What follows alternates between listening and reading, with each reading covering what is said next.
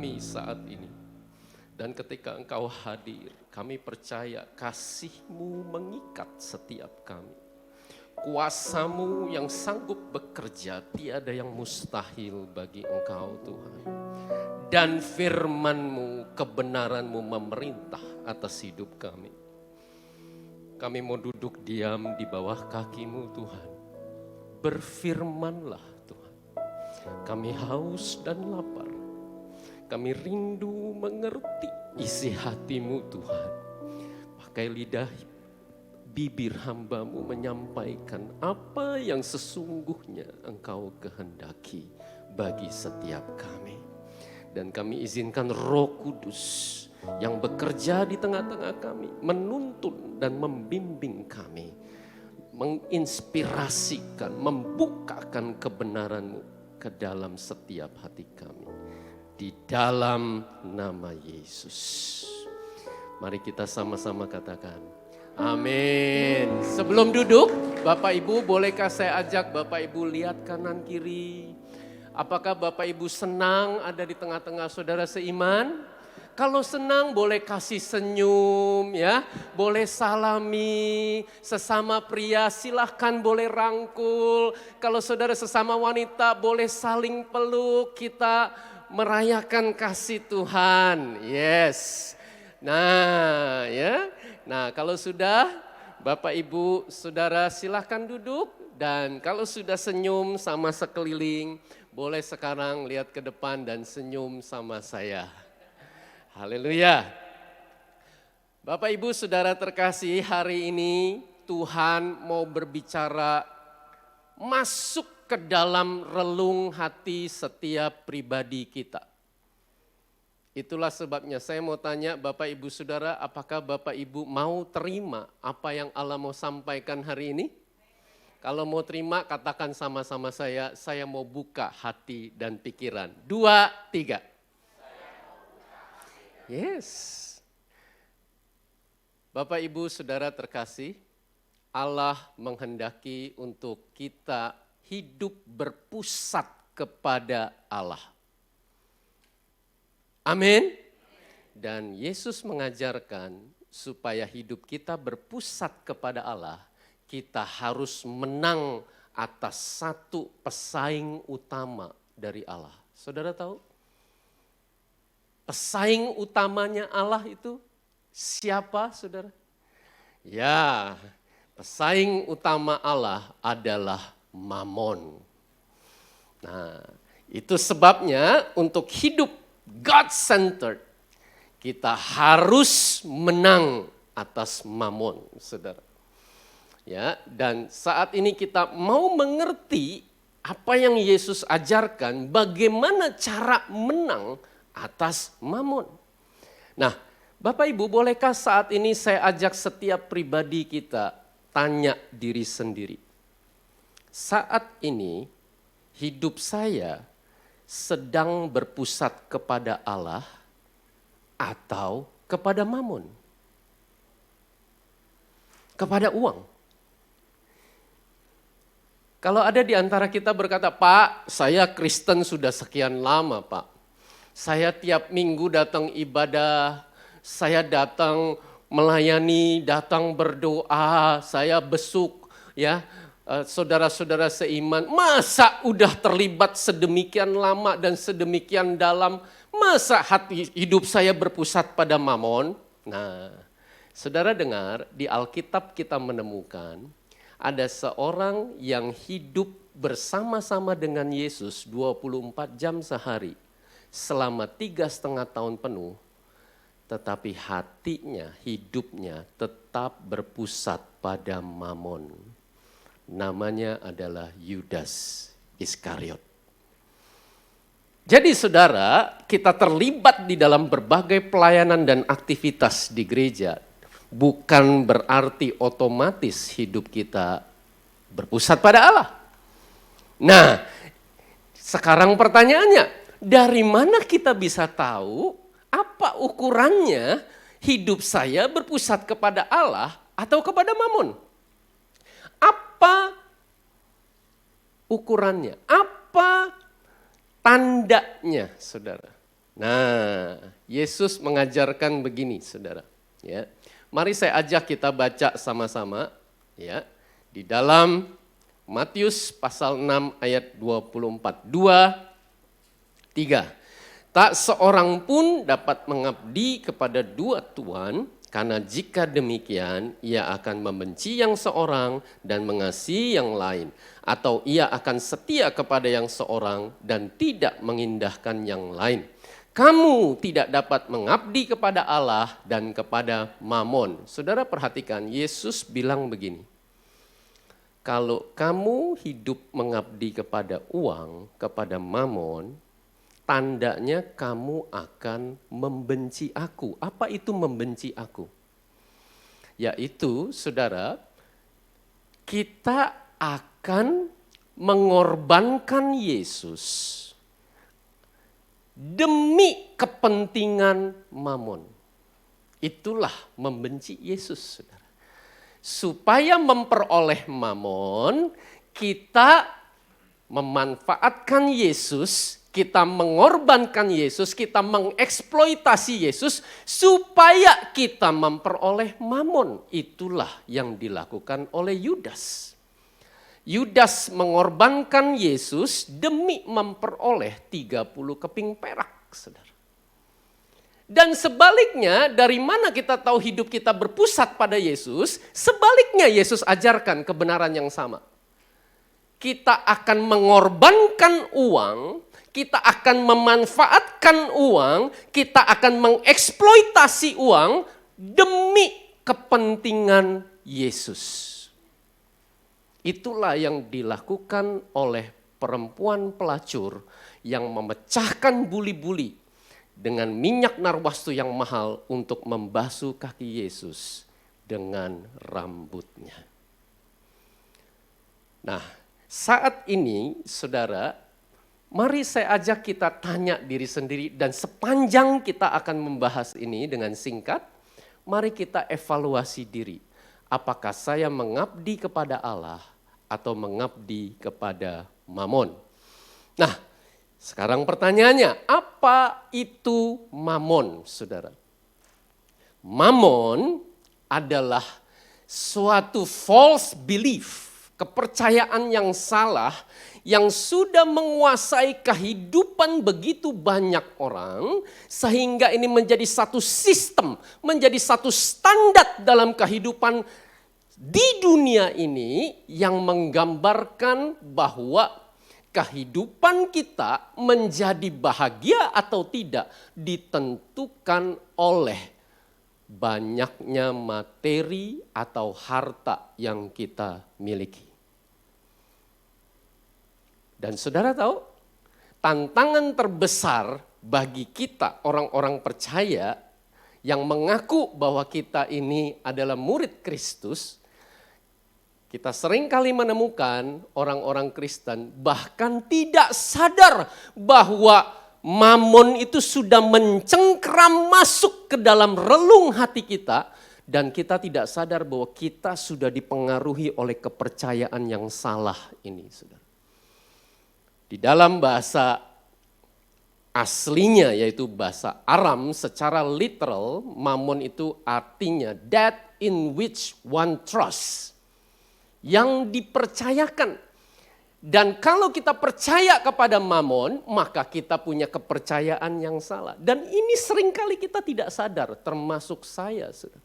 Allah memproses saya belasan tahun, puluhan tahun untuk menyadari bahwa ternyata saya punya hati yang begitu rapuh dan ternyata percaya bahwa Mamon bisa memberikan kebahagiaan, saudara.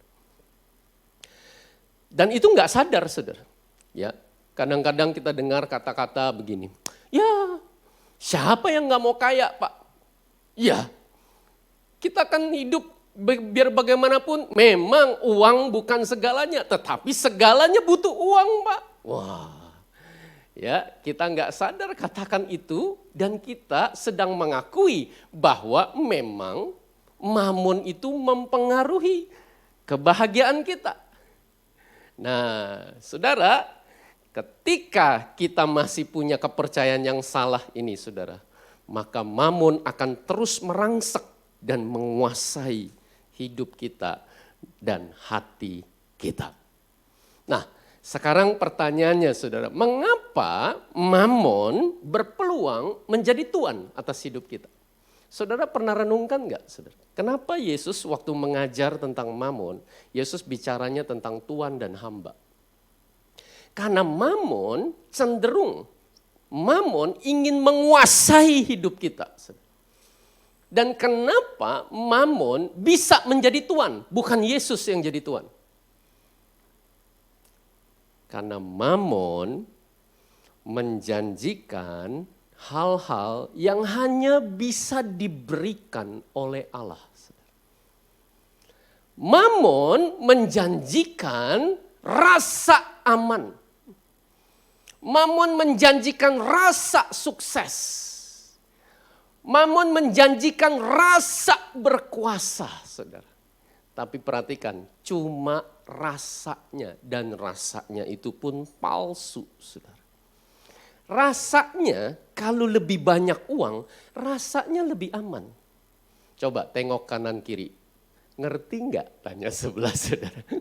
Betul? Coba, saya ajak saudara renungkan deh saudara. Kalau punya deposito 500 juta. Ya, malam-malam tidur ada deposito 500 juta. Lalu dibandingkan dengan deposito tinggal 5 juta. Rasanya lebih aman mana? Kalau saudara berkata, iya lebih aman yang 500 juta. Nah lihat saudara, kepercayaan yang salah itu sudah merasuk. Ya iyalah Pak, pakai logika aja. Kalau kita punya uang yang cukup, ntar kita ada yang sakit, ada perlu apa-apa. Kan kita jadi gak usah pusing, ada persediaan.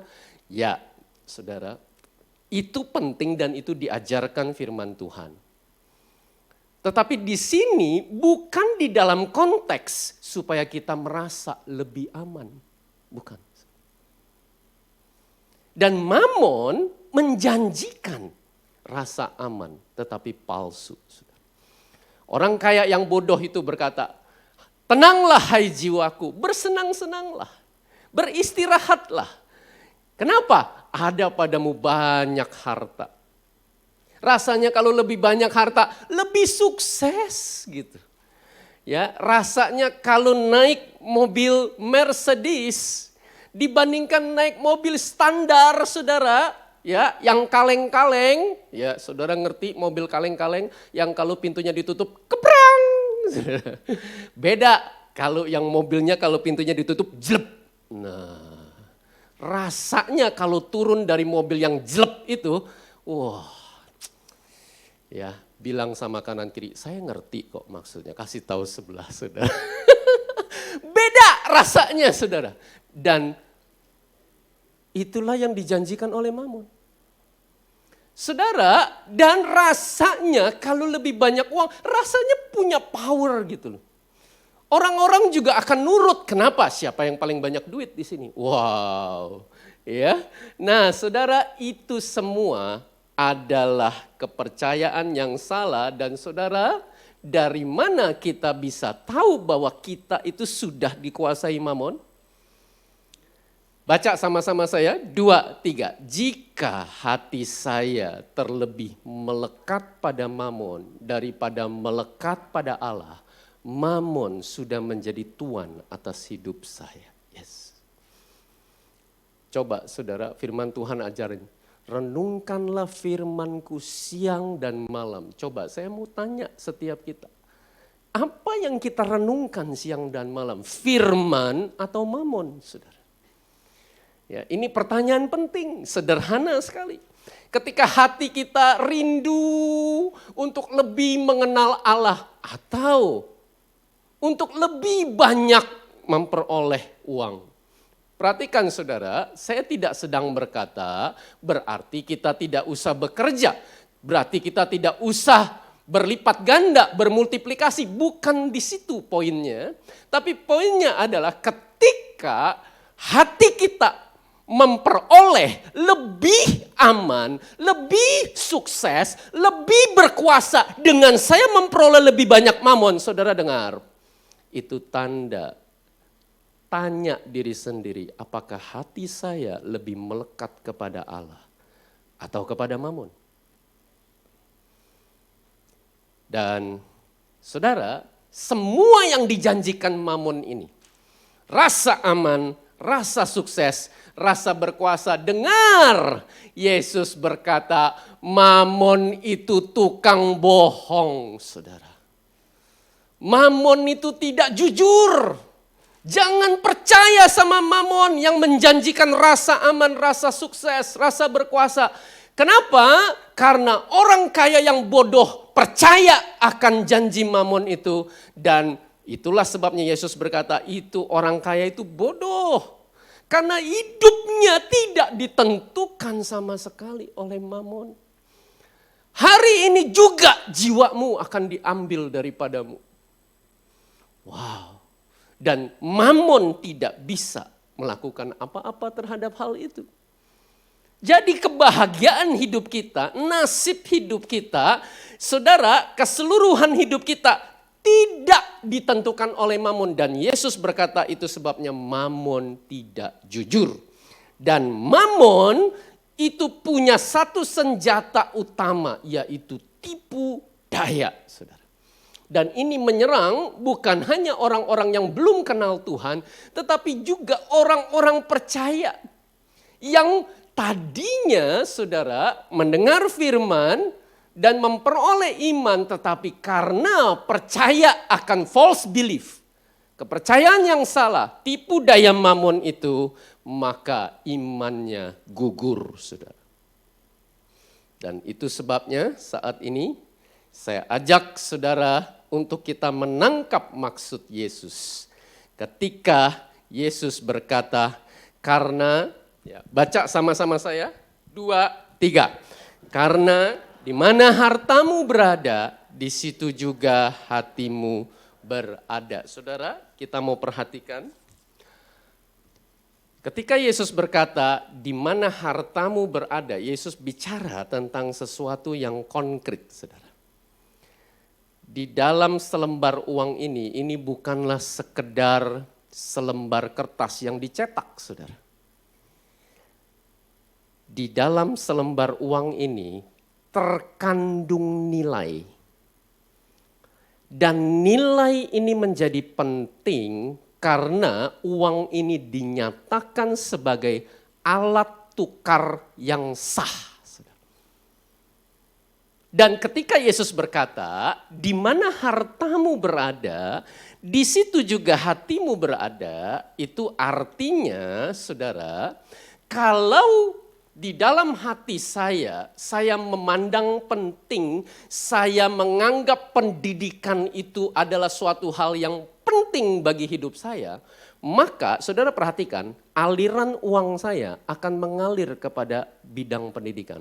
Saya akan beli buku, saya akan ikut seminar, saya akan sekolah, saudara. Saya akan alirkan uang saya kepada bidang hal yang hati saya anggap itu penting.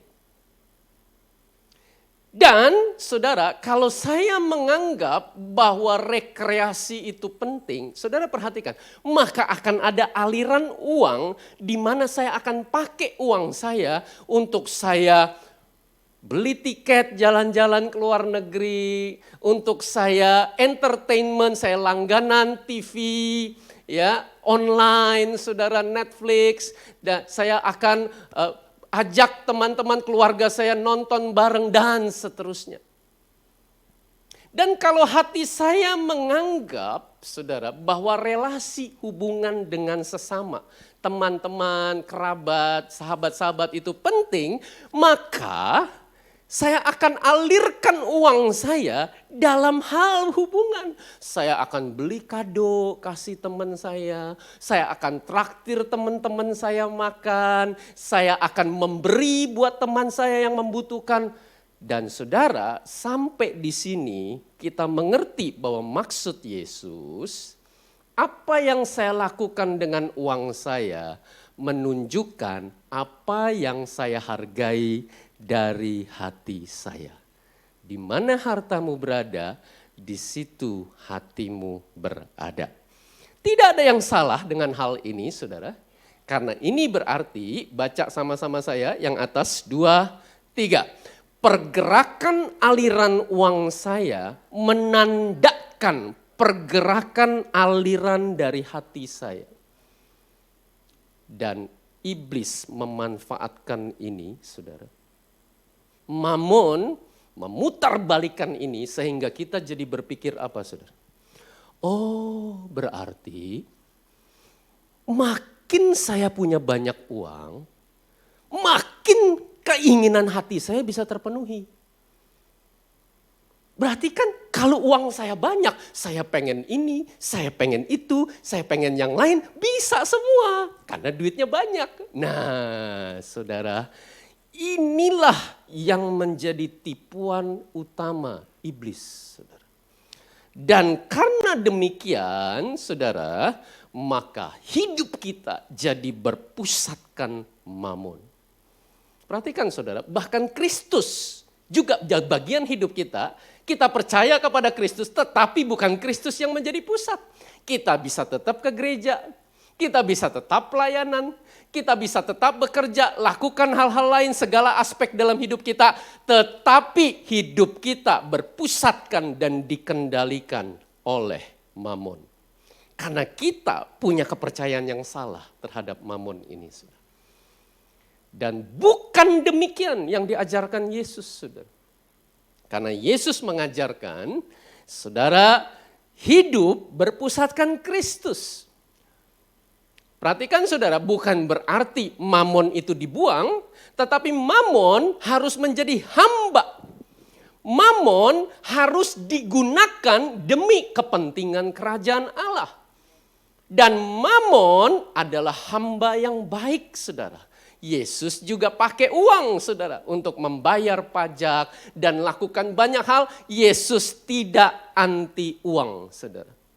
Tetapi bedanya, saudara, Yesus yang memanfaatkan uang demi kepentingan kerajaan Allah.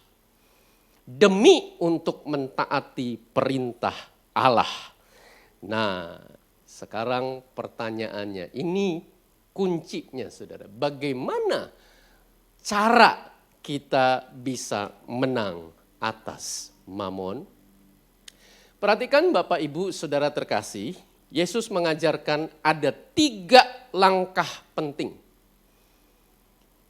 untuk kita bisa menang atas mamon. Dan Yesus jelaskan ini dari ayat 19 sampai ayat 24. Saya ajak, mari murid-murid Kristus, kita baca sama-sama apa yang Yesus ajarkan. Bagaimana cara menang atas mamon? Mulai ayat 19 dan kita baca ayat juga 20. 2, 3. Janganlah kamu mengumpulkan harta di bumi. Di bumi ngengat dan karat merusakkannya dan pencuri membongkar serta mencurinya. Tetapi kumpulkanlah bagimu harta di sorga. Di sorga ngengat dan karat tidak merusakkannya, dan pencuri tidak membongkar serta mencurinya. Perhatikan, saudara, ketika Yesus sedang mengajarkan, saya ajak mari kita bangun kebiasaan menangkap apa sesungguhnya maksud Yesus ketika Yesus sedang berkata sesuatu, saudara. Perhatikan, saudara, bahwa Yesus tidak melarang tindakan mengumpulkan harta. Karena kalau tindakan mengumpulkan harta yang dilarang, Yesus nggak akan bilang kumpulin harta di ayat 20. Jadi bukan tindakan mengumpulkan harta yang dilarang, saudara. Tetapi yang disorot oleh Yesus, di mana kita mengumpulkannya. Perhatikan, saudara, ini penting dan semoga ini menjadi penghiburan bagi kita semua. Amin. Bahwa ternyata Yesus tidak anti mengumpulkan harta. Bahkan di ayat 20 Yesus perintahkan Kamu kumpulin harta. Cuma kumpulinya jangan di bumi. Nah, jadi yang diperkarakan Yesus bukan mengumpulkan hartanya, saudara. Ya, semoga ini jadi kelegaan buat kita semua, saudara. Ya, nah, tetapi Yesus ajarkan kalau mau kumpulin harta di sorga. Nah, sekarang timbul pertanyaan, saudara. Apa sih mengumpulkan harta di sorga itu? Berapa banyak saudara pernah renungkan ini secara konkret? Ngumpulin harta di sorga, gimana caranya? Apa? Jadi gimana ya kumpulin harta di sorga? Kalau kumpulin harta di bumi saya ngerti. Ya saya kumpulin, saya nabung, saya invest, saya deposito, ya dan seterusnya, saudara. Tapi kumpulin harta di sorga gimana? Inilah yang menjadi perenungan saya. Berbulan-bulan, bahkan bertahun-tahun, Tuhan gimana kumpulin harta di sorga? Apakah dengan berarti ya udah memberi sama Yesus? Ya, saudara dengar, Yesus tidak butuh diberi. Amin, saudara. Karena Yesus pemilik segalanya, bahkan uang yang ada pada kita datangnya dari Yesus. Oh, kalau gitu memberi kepada gereja, memberi kepada bait Allah. Apakah berarti selalu kalau kita memberi kepada bait Allah gereja, berarti selalu mengumpulkan harta di sorga? Ananias dan Safira memberi kepada bait Allah, tetapi justru mereka mati. Jadi bukan sekedar itu saja, saudara. Tapi apa esensi mengumpulkan harta di sorga? Dan biar Roh Kudus yang saat ini membukakan buat kita semua, saudara. Saudara, begitu kita mendengar kata mengumpulkan harta, saudara, kita dengar kata harta. Yang ada di benak kita, harta itu apa, saudara? Oh, uang, barang mewah, emas, benda-benda, saudara, rumah, dan sebagainya. Nah, ketika kita dengar kata harta, kita akan menghubungkannya dengan kata benda, saudara. Noun, harta. Real, ada objeknya. Tapi tahukah saudara, di dalam bahasa Inggris, termasuk di dalam bahasa aslinya, bahasa Yunani, treasure itu bukan cuma kata benda. Ada kata di dalam bahasa Inggris, to treasure. Artinya menghargai, mengapresiasi, memberi nilai yang tinggi. To treasure itu adalah verb, kata kerja, saudara. Dan di dalam bahasa Yunaninya ini artinya ya di dalam bahasa asli adalah thesauros, itu adalah noun ya, dan thesaurizo adalah verb, kata kerja. Nah, jadi perhatikan saudara, ketika Yesus berkata, janganlah kamu mengumpulkan harta di bumi, Yesus sedang berkata begini, jangan kamu thesauros. Don't treasure the treasure in the earth. Jangan kamu memberi nilai yang tinggi kepada harta di bumi. Perhatikan murid-murid Yesus, Yesus mengajarkan jangan kamu mengapresiasi, menghargai harta di bumi. Di ayat 20 Yesus lanjutkan kata yang sama. Tapi thesaurus di sorga. Jadi Yesus lagi berkata begini, apresiasilah, berilah nilai yang tinggi kepada harta di sorga. Sekarang pertanyaannya, apa itu harta di sorga, saudara? Atau lebih tepatnya, siapa itu harta di sorga? Paulus menjelaskan, saudara, di dalam Yesuslah tersembunyi segala harta di sorga.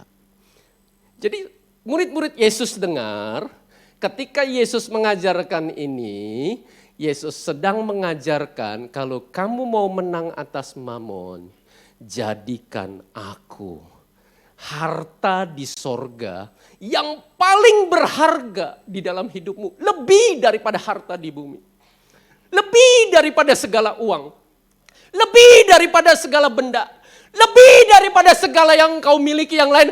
Aku yang paling berharga. Yes. Itulah mengumpulkan harta di sorga, saudara. Apresiasi satu sikap hati yang memberi nilai yang tinggi, yang mengagungkan, yang memuliakan, yang mementingkan, yang memprioritaskan Yesus lebih daripada segala harta yang lain. Karena Yesuslah harta yang terbesar, harta yang paling berharga di dalam hidup saya. Dan saudara, ini nggak bisa sekedar cuma kata-kata. Karena saudara, untuk kita bisa tahu bahwa Yesus itu, dari mana kita bisa tahu Yesus itu harta paling berharga dalam hidup saya? Yesus berkata kepada pemuda yang kaya itu, kamu pergi, jual seluruh hartamu, beri kepada orang miskin, setelah itu kembali ke sini dan ikut aku. Saudara tahu itu artinya apa? Itu artinya, saudara, kalau kamu jadikan aku harta paling berharga di dalam hidupmu, maka kamu akan taat melakukan perintahku dengan menggunakan hartamu. Kalau kamu nggak taat bayar pajak padahal firman Tuhan perintahkan bayar pajak, saudara dengar, tanya diri sendiri, apakah Yesus paling berharga dalam hidup saya? Karena Yesus perintahkan dan saya nggak taat. Kalau kamu diperintahkan untuk memberi kepada orang miskin, orang yang kekurangan, janda-janda, yatim piatu. Kamu lihat di depan mata kamu orang kekurangan, nggak bisa makan, padahal dia juga nggak punya bapak. Dan kamu nggak taat lakukan perintah firman Tuhan. Tanya dirimu sendiri, apakah aku paling berharga di dalam hidupmu? Kalau kamu sebagai pengusaha, kamu bayar gaji pegawaimu, karyawanmu di bawah UMR, kamu eksploitasi hidup mereka, tenaga mereka, menahan upah mereka padahal firman Tuhan perintahkan untuk engkau jangan tahan upah karyawanmu. Dengar Yesus bertanya, apakah aku harta paling berharga dalam hidupmu? Kalau kamu lakukan usahamu, pekerjaanmu, bisnismu dengan neraca yang serong, bukan dengan cara yang benar, bukan jalan yang lurus tetapi jalan yang berliku-liku, under table money, saudara, korupsi, manipulasi. Dengar, Yesus bertanya, apakah aku harta paling berharga di dalam hidupmu? Saudara sekalian, harta paling berharga bicara tentang sikap hati yang menempatkan Yesus dan firman-Nya lebih daripada uang dan semua harta saya. Amin. Amin. Yang amin sedikit, saudara. Amin. Coba tengok kanan kiri, ngerti enggak? Tanya sebelah saudara. Yes. Wow. Saudara, dan bukan cuma itu, ketika kita praktek mengasihi sesama, kita memberi dan memberkati sesama, karena Yesus perintahkan demikian menggunakan uang kita. Kita sedang menjadikan Yesus harta paling berharga. Karena perintah Yesus lebih penting daripada uang saya. Karena taat melakukan perintah Yesus lebih utama walaupun saya harus mengorbankan uang saya. Wow. Dan saudara, Yesus lanjutkan yang kedua. Di ayat selanjutnya, nah perhatikan saudara, waktu Yesus lagi bicara tentang uang, tiba-tiba Yesus bicara tentang mata. Sekarang saudara mengerti, makanya ada istilah mata duitan, saudara. Itu datangnya dari Yesus, saudara. Karena Yesus ngomong uang, terus ngomong mata. Abis ngomong mata, saudara kalau baca ayat selanjutnya Yesus ngomongin uang lagi. Jadi Yesus menghubungkan uang dengan mata, saudara. Nah, apa yang Yesus ajarkan? Mari saya ajak kita baca sama-sama. Murid-murid Yesus perhatikan apa yang Yesus perintahkan. 2, 3. Mata adalah pelita tubuh. Jika matamu baik, teranglah seluruh tubuhmu. Jika matamu jahat, gelaplah seluruh tubuhmu. Jadi, jika terang yang ada padamu gelap, betapa gelapnya kegelapan itu. Saudara perhatikan, Yesus bilang begini, jika matamu jahat. Kata jahat di situ, di dalam bahasa aslinya adalah poneros. Dan poneros ini adalah kata yang digunakan oleh Yesus waktu Yesus menjelaskan perumpamaan orang-orang upahan di kebun anggur. Saudara masih ingat? Ada yang kerja dari jam 6 pagi, jam 9, jam 12, jam 1, sampai ada yang jam 5 sore. Waktu jam 6 sore, semuanya stop, mau dibayar upahnya sama tuannya. Jadi ada yang kerja 12 jam, 9 jam, 6 jam, terus sampai ada yang kerja cuma 1 jam. Saudara perhatikan apa yang terjadi, saudara masih ingat? Ya, waktu tuannya itu membayar 1 dinar kepada yang kerja 1 jam, yang kerja 12 jam langsung harap-harap cemas. Kerja 1 jam dibayar 1 dinar. Saya berarti layak 12 dinar. Tapi ternyata waktu giliran dia terima upah, terimanya 1 dinar juga. Dan mereka protes kepada tuan kebun anggur itu. Lalu apa kata tuan kebun anggur itu? Saudara perhatikan ayat 15, tidakkah aku bebas mempergunakan milikku menurut kehendak hatiku? Nah, atau iri hatikah engkau? Kata iri hati di situ adalah atau poneroskah engkau? Perhatikan saudara, ini penting. Jadi tuannya itu lagi berkata begini, kamu ya, ini uang saya. Saya mau bayar yang kerja 1 jam 1 dinar, yang kerja 12 jam 1 dinar.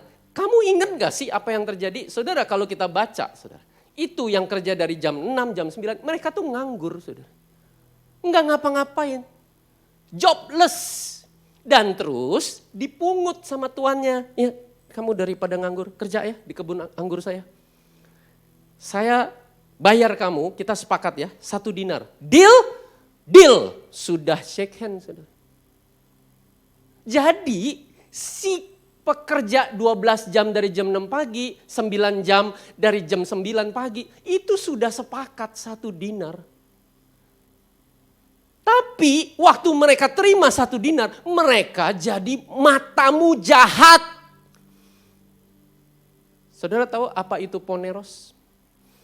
Poneros adalah mata yang jahat. Maksudnya mata yang tidak bisa melihat kebaikan Allah sebagai anugerah yang terindah. Tetapi justru kebaikan Allah menjadi kutuk, saudara. Jadi buruk. Kenapa? Karena mata yang jahat itu membanding-bandingkan. Wah, saya sudah melayani sekian tahun. Yang itu melayani baru berapa bulan. Tapi kok sudah bisa dapat itu ya? Saya belum. Wah. Saya sudah kerja sekian belas tahun. Yang ini anak baru, tapi kok bisa beli mobilnya lebih daripada saya ya? Kok dapatnya lebih daripada saya? Dan seterusnya, saudara. Saudara, mata kalau jadi jahat, saudara, yaitu membanding-bandingkan, maka Yesus bilang, matamu akan menggelapkan tubuhmu. Hidupmu jadi gelap. Kalau hidup jadi gelap, jadinya apa, saudara? Jadinya kesandung, jadinya jatuh, jadinya seradak seruduk, saudara. Jadinya kacau dan hancur, saudara.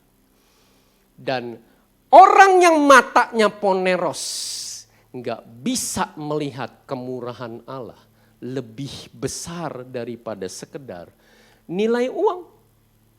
Makanya Yesus ajarin kalau kamu mau menang atas mamon, miliki mata yang haplos, single eye.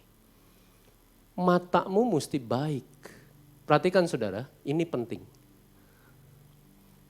Karena walaupun kita udah praktek yang pertama nih, Yesus paling berharga. Tapi begitu kita lihat di lapangan, wow kita banding-bandingin. Entar kita jadi sesat. Hidup kita jadi gelap. Kenapa? Karena mata kita jadi poneros. Makanya Yesus bilang miliki mata yang baik. Apa itu mata yang single? Mata, baca sama-sama saya, 2, 3. Mata yang melihat kebaikan Allah jauh lebih bernilai daripada uang. Jadi mata yang tunggal itu mata yang hanya memandang kepada Yesus bahwa Yesus sudah berikan saya anugerah, kemurahan Allah, kebaikannya. Walaupun di luar sana orang-orang lain kelihatannya lebih, tapi yang saya lihat hanya Yesus. Hanya kemurahan Allah dan itu lebih daripada segalanya, daripada segala nilai materi. Dan kalau saudara berkata, tapi kan gak fair Pak. Saudara, setiap saat itu ada waktunya. Ada kairosnya Allah bagi kita, saudara. Kita nggak bisa memandang hanya sebagai segala sesuatu dari sudut pandang kita sendiri. Dan Allah punya sudut pandangnya yang terbaik bagi kita semua. Amin. Dan ini artinya Yesus mengajarkan saudara. Baca sama-sama saya, ini penting yang kedua. 2, 3, menjaga perspektif, berfokus pada kebaikan Allah. Inilah yang menjaga hati kita, menjaga cara pandang kita untuk kita tetap berfokus dan menghargai kemurahan Allah lebih daripada sekedar nilai uang. Dan yang ketiga Yesus mengajarkan saudara, ya, yaitu di dalam ayat selanjutnya, ya, ayat 24. Yesus berkata, tak seorang pun dapat mengabdi kepada dua tuan. Nah saudara, saya ajak saudara untuk mengerti maksud Yesus yang sesungguhnya waktu Yesus mengajarkan ini. Kata mengabdi di situ adalah duleo. Ini adalah bentuk kata kerja dari dulos, saudara. Dulos itu adalah kata bendanya, yaitu hamba. Duleo adalah dulos yang mengabdi, saudara. Dan ketika Yesus menyebut kata duleo, itu artinya begini, saudara. Kita zaman sekarang kurang mengerti maksudnya Yesus, saudara.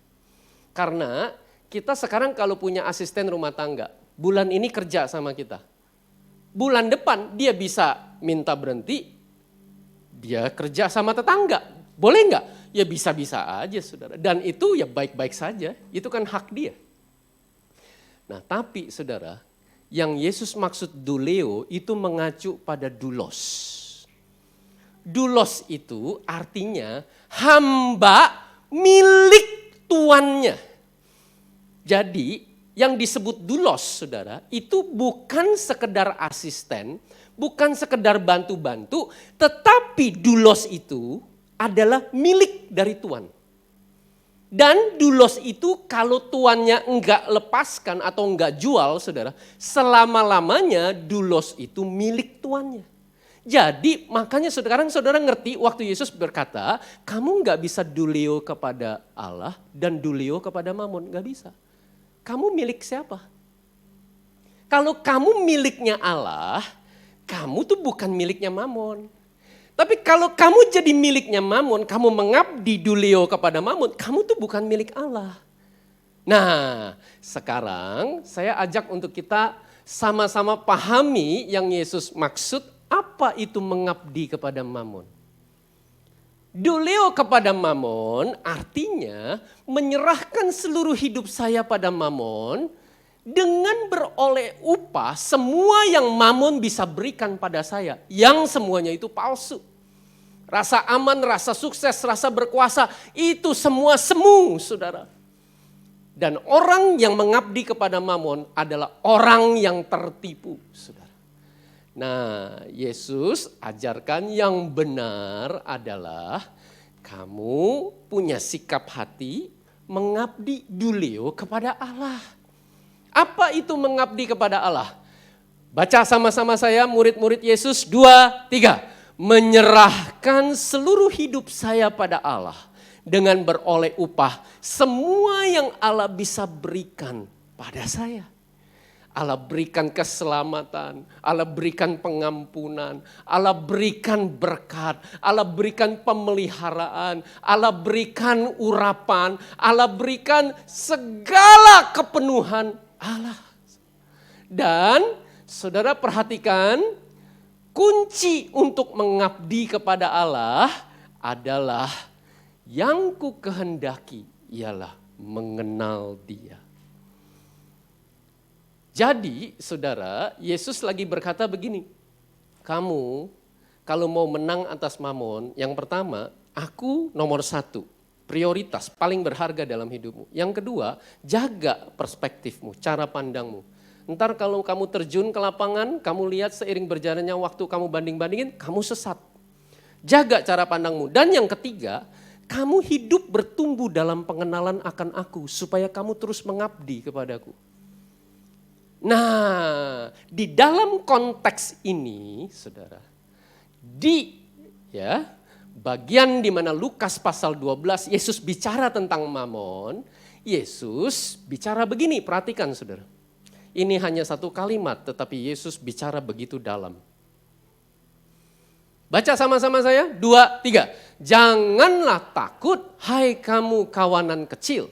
Karena Bapakmu telah berkenan memberikan kamu kerajaan itu. Yesus sedang mengungkapkan, kalau kamu mau kenal pribadi Allah, ada 3 aspek penting untuk kamu bertumbuh di dalam pengenalan akan Allah, supaya kamu tidak memberikan hidupmu kepada Mamon.